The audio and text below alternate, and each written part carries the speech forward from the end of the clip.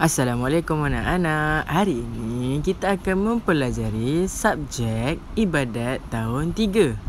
Pelajaran 3 yang bertajuk baligh. Okey, baligh akan saya terangkan kepada kamu semua secara teliti dalam video pembelajaran kali ini. Selamat mendengar. Cikgu, baligh tu apa? Okey, saya akan menerangkan tentang pengertian baligh kepada kamu semua. Okey, pengertian baligh terbagi kepada dua. Yang pertama, pada bahasa, dan yang kedua, pada istilah. Okey, baligh pada bahasa bermaksud sampai atau jelas. Saya ulang, sampai atau jelas. Kita pergi pula pengertian baligh pada istilah.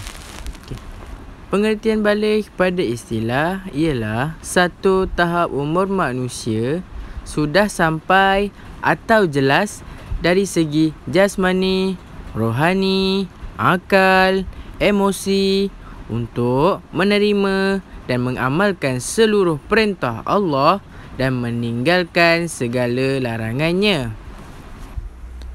Ayat di atas menunjukkan bahawa kamu semua susah untuk faham. Okey, saya akan bagi contoh yang lebih mudah untuk kamu semua faham. Okey, baligh ni untuk pengetahuan kamu semua ialah apabila kita sudah mencapai umur-umur tertentu yang membolehkan kita melakukan perintah Allah dan meninggalkan larangannya. Contoh, kita dah besar, kita dah boleh fikir, kita dah boleh melakukan segala perintah Allah, solat, puasa dan sebagainya dengan baik dan tiada paksaan. Dan kita melakukan semua itu kerana Allah yang memerintahkan kita. Jadi kita apabila kita dah besar, kita dah baligh, kita tak boleh suka-suka tinggal solat, suka-suka tinggal puasa, buat jahat. Dan yang paling penting, apabila kita dah besar, kita boleh bantu diri kita sendiri dan juga bantu keluarga kita. Okey, untuk penerangan yang seterusnya, saya akan menerangkan tentang perkembangan umur manusia menurut Islam. Tentang apa? Perkembangan umur manusia menurut Islam. Okey, yang mula-mula sekali ialah bayi. Okey, mula-mula kita keluar daripada perut ibu kita ataupun kita tengok adik-adik kita, dia kecil-kecil tu kan. Itu adalah bayi. Kita layak dipanggil sebagai bayi daripada umur kita 1 hari hingga ke 2 tahun. Okey, yang kedua, kanak-kanak. Okey, kanak-kanak ini adalah umur di mana kamu semua telah lalui macam-macam permainan. Contoh, masa kamu kecil, kamu main dengan kawan-kawan, bercampur lelaki dengan perempuan, sama-sama main dekat luar rumah ataupun dalam rumah. Itu kamu digelar kanak-kanak daripada umur kamu 3 tahun hingga umur kamu 8 tahun, iaitu darjah 2. Okey. Seterusnya, remaja. Okey. Remaja peringkat umurnya adalah umur 9 hingga 15 tahun.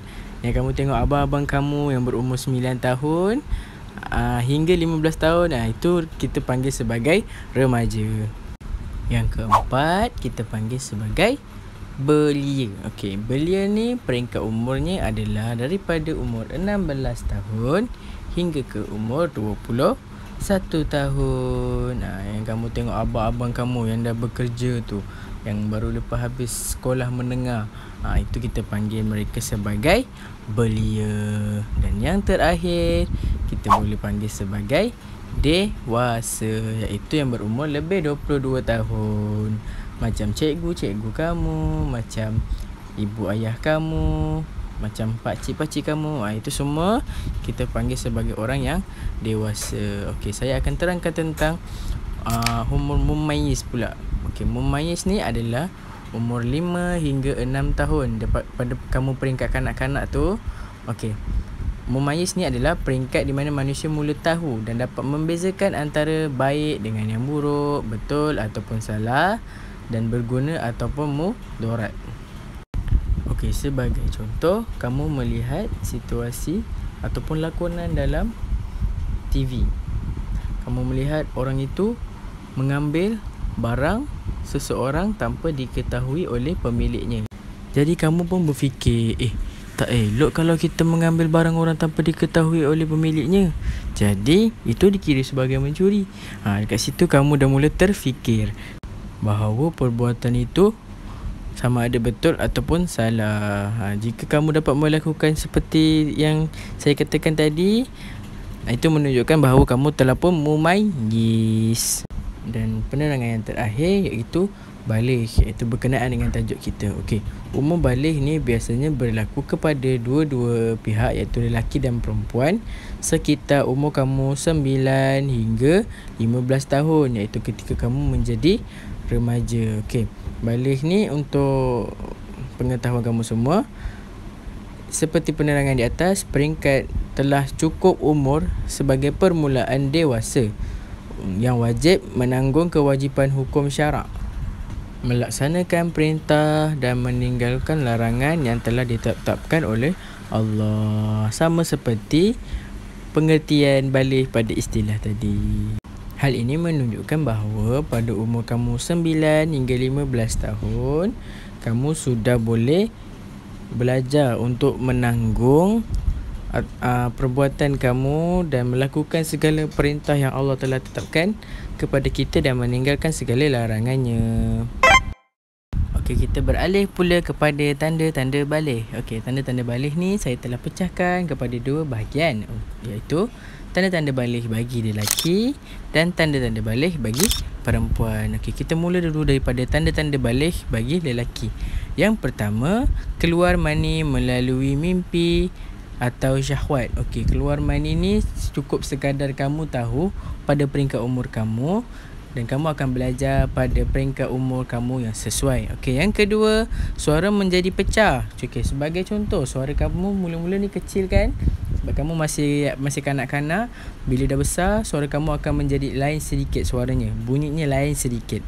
Okey, yang seterusnya, tumbuh misai, janggut dan bulu pada kemaluan.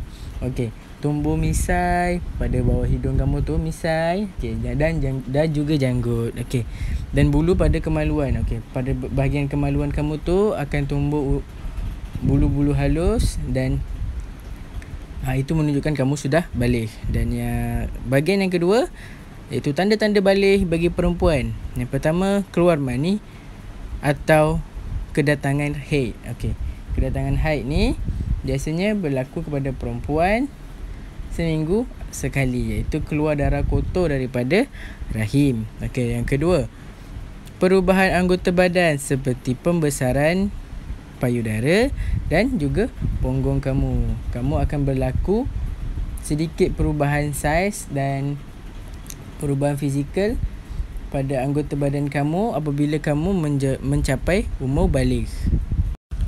Dan yang ketiga iaitu tumbuh bulu pada bahagian kemaluan. Okey, bagi pada penerangan untuk kemaluan ataupun keluar mani ini, kamu akan belajar pada peringkat umur yang kamu sesuai.